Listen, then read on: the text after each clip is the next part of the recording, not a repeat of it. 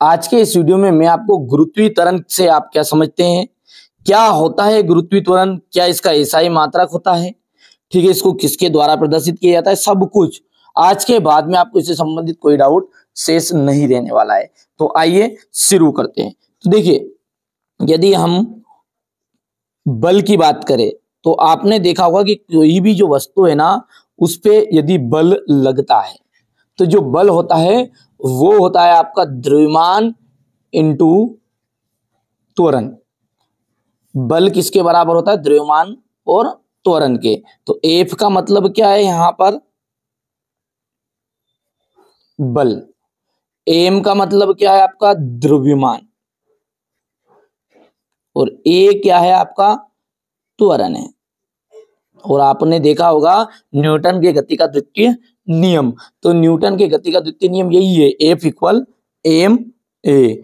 तो हम जानते हैं, क्या जानते हैं कि न्यूटन की गति के द्वितीय नियम के अनुसार या दूसरे नियम के अनुसार जब किसी वस्तु पर बल कार्य करता है, जब किसी वस्तु पर क्या होता है? बल कार्य करता है, तो उसमें त्वरण उत्पन्न होगा। क्या बोला है मैंने? कि न्यूटन के,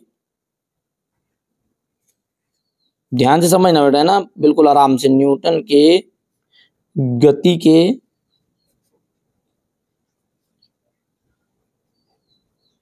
दूसरे नियम के अनुसार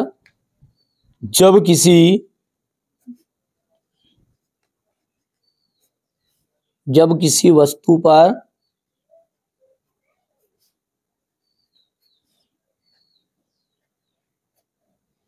बल कार्य करता है, बल कार्य करता है, न्यूटन के गति के दूसरे नियम के अनुसार जब किसी वस्तु पर बल कार्य करता है तो उसमें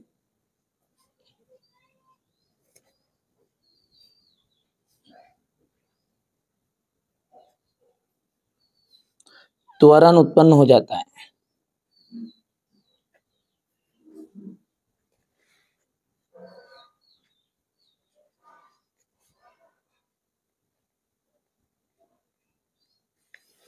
तो उसमें क्या हो जाता है? त्वरण उत्पन्न हो जाता है।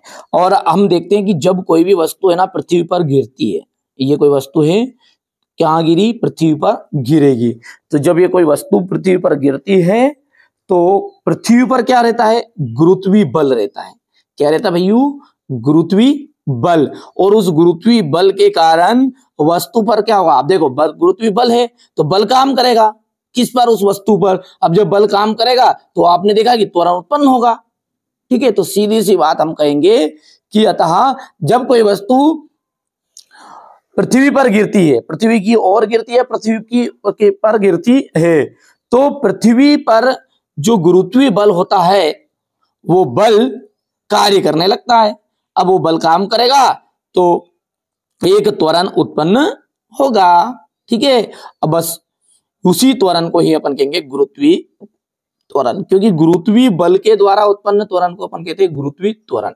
ठीक है, तो अपन तो लिखेंगे अब आगे कि अतः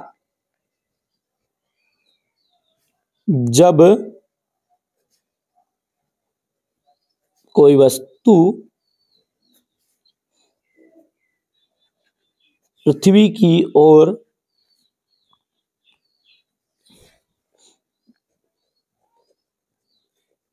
गिरती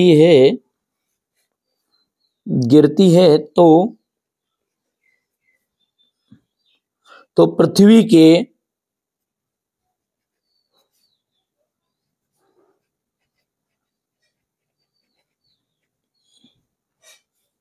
गुरुत्वीय बल के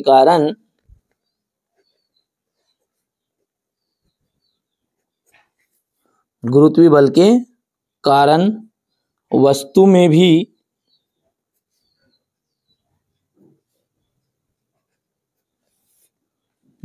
भी एक त्वरण उत्पन्न हो जाता है।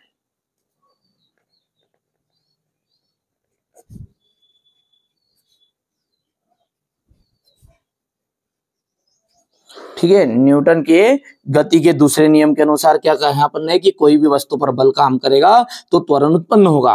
ठीक है, लंबा चौड़ा मत देखो, डरो मत। ठीक है, इसी तरह कोई भी वस्तु जब धरती पर गिरेगी तो जो पृथ्वी है उस पर गुरुत्वीय बल तो है ही सही, तो उस बल के कारण एक त्वरण उत्पन्न हो जाता है। बस इस गुरुत्वीय बल के द्वारा उत्पन्न त्वरण को ही इस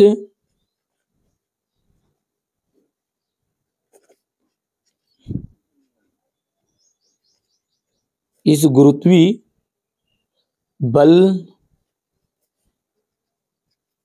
द्वारा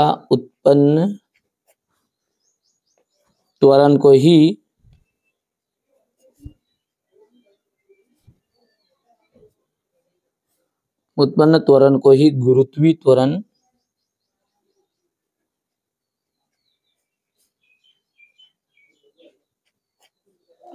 इस गुरुत्वीय बल द्वारा उत्पन्न त्वरण को ही क्या कहते हैं? गुरुत्वीय त्वरण कहते हैं। यानी यदि एक शब्द की बात अपन करें तो आपको कहना है कि गुरुत्वीय बल द्वारा उत्पन्न त्वरण, गुरुत्वीय बल द्वारा उत्पन्न त्वरण को ही हम कहेंगे गुरुत्वीय त्वरण। ठीक है भैया, यदि हम इसके आगे और विस्तृत देखें तो इसका मान जो होता है ना, गुरुत्वीय त्वरण का जो मान होता है वो होता है G इक्वल, पहले तो हम लिखेंगे इसे स्मॉल g से दर्शाते, इसे G से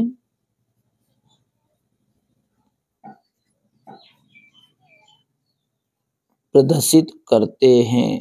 ठीक है, दूसरा बिंदु इसका याद रखने योग्य कि ये यहाँ एक क्या है, यहाँ एक सदिश राशि है। ठीक है, क्योंकि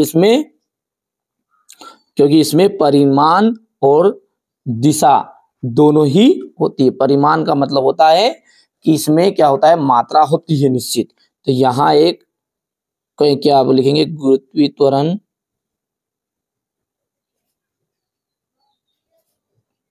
एक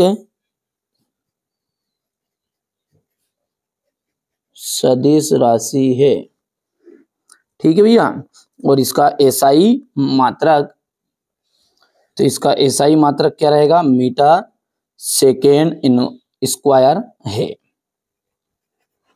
ठीक है भैया, ये आपको लिखना है। इसका मान क्या होता है, शून्य हो जाता है, कभी कभी इसका मान शून्य भी हो जाता है, ध्यान रहेगा आपको इतनी सारी चीजें। तो ये मैंने गुरुत्वीय त्वरण से संबंधित आपको बातें पूरी बता दी है ना भैया। आराम से आप तो ध्यान से देखो, ये गुरुत्वीय त्वरण हो गया है। ठीक है, ये बढ़िया से आप तो कंप्लीट करो। कोई भी दिक्कत है, कोई भी डाउट है तो मैं आपके साथ हमेशा खड़ा हूँ। तैयारी अच्छे से करिएगा, खूब बढ़िए, खूब आगे से तैयारी करिएगा। ठीक है, तो यदि आप बात करें गुरुत्वीय त्वरण के बाद विशेषता होगी तो गुरुत्वीय त्वरण का मान शून्य हो सकता है। ये एक सदिश राशि है। इसका एसआई मात्रक क्या है, मीटर स्क्वायर है, मीटर अपॉन सेकेंड स्क्वायर है, और इसका मान भिन्न भिन्न स्थानों पर भिन्न भिन्न होता है। तो ये आप लिख भी सकते हैं। ये अपन अगले वीडियो में और अच्छे से जानेंगे जब गुरुत्वीय त्वरण और गुरुत्वीय नियतांक दोनों को समझेंगे।